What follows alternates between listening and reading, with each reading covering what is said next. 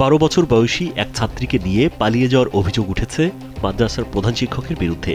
অভিযোগের পরপরই এলাকায় ছড়িয়ে পড়ে চরম ক্ষোভ ও উত্তেজনা।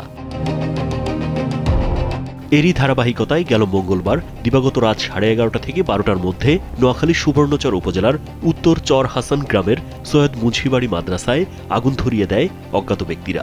খবর পেয়ে পুলিশ ও ফায়ার সার্ভিসের কর্মীরা ঘটনাস্থলে গিয়ে আগুন নিয়ন্ত্রণে আনেন। এখানে আমাদের মেয়ে পড়ে, আমাদের বোন পড়ে, আমাদের ছোট ছোট বাচ্চাগুলো পড়ে। এখন এই যে প্রতিষ্ঠানটা ফুল, কিভাবে আমরা সন্তান পড়াবো?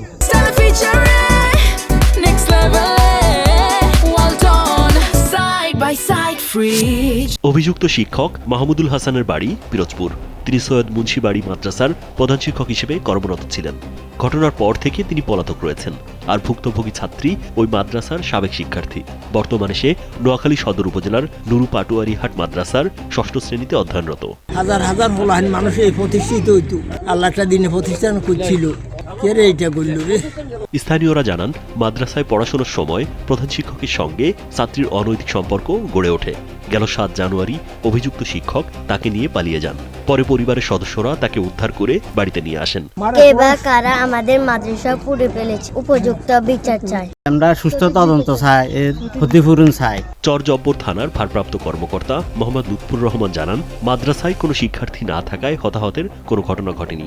ছাত্রীকে নিয়ে পালানোর ঘটনায় ভুক্তভোগী পরিবার সুধারাম থানায় লিখিত অভিযোগ দিয়েছেন। শিক্ষক ছাত্র নিয়ে গেছে হলো ঘটনাস্থল হইলো সদর থানা এলাকায়, আর পুড়ে গেছে যে মাদ্রাসা, এটা হলো আমার থানা এলাকায় মাদ্রাসাটা সুবর্ণচরে। তো পড়ার ঘটনায় মাদ্রাসার যে প্রতিষ্ঠাতা মালিক বাদী হইয়া অজ্ঞাত আসামি দিয়ে একটা মামলা দিয়েছে, এটা মামলা হয়েছে আগুনে পোড়ার মামলা। রাজীব বিশ্বাস, কালবেলা।